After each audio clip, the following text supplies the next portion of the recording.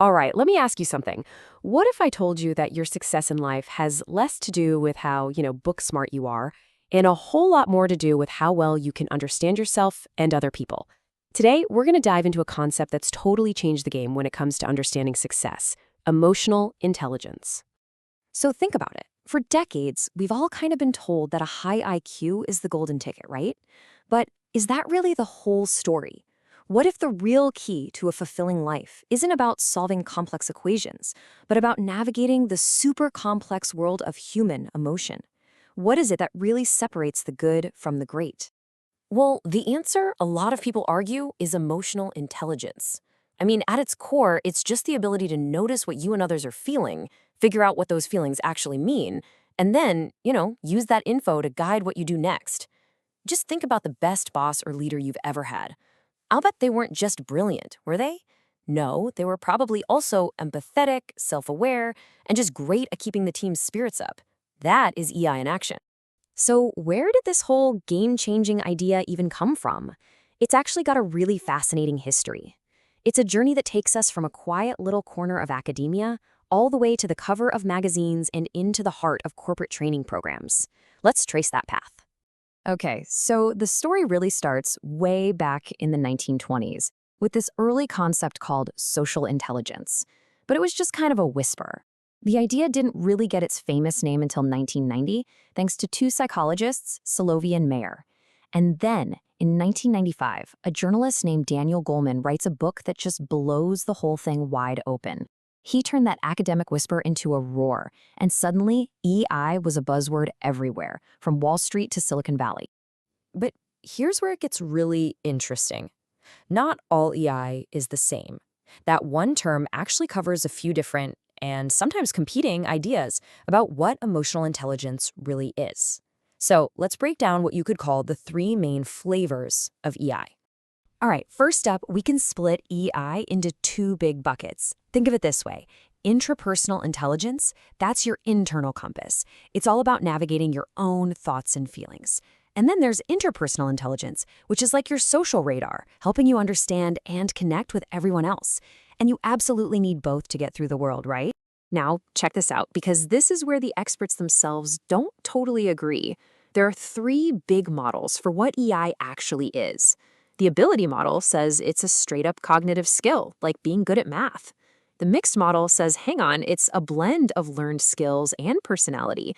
And then the trait model argues it's really just a fundamental part of your personality structure. And look, this isn't just some boring academic debate.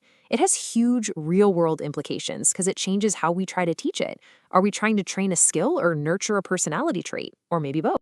Which, of course, leads us to the next logical question, right? If scientists can't even fully agree on what it is, how in the world do you measure it? And yeah, this is one of the toughest nuts to crack in the whole field. Basically, it all boils down to three main ways of doing it. You can test what a person can actually do, you can just ask them what they think they can do, or you can ask everybody around them what they think. Okay, let's focus on the two main methods here. You've got performance tests. These are like an emotional obstacle course. They measure your actual raw ability. A test might show you a picture of a face and ask, okay, how much joy is here? How much sadness? On the flip side, you have self-report tests. These are more like looking in the mirror and rating your own emotional muscles. And here's the catch, and it's a big one. Most of us, we tend to think we're a little bit stronger than we really are. And that brings us right to the heart of the great EI debate. Because despite being super popular, this field is absolutely packed with fierce arguments and some really, really tough questions that researchers are still wrestling with today. One of the absolute biggest hurdles? Culture. I mean, think about it. What's considered emotionally intelligent behavior in one place, like, say, Silicon Valley, might be seen as totally out of line in another, like Tokyo. The so-called rules of emotion just aren't universal. And this next point illustrates the problem perfectly.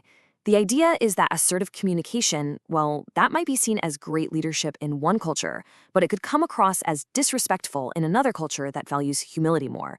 It just goes to show you, context is everything. So, to sum it up, here are the core challenges that researchers are dealing with. First, do these different models, the ability, mixed, and trait models, even measure the same thing? We're not sure.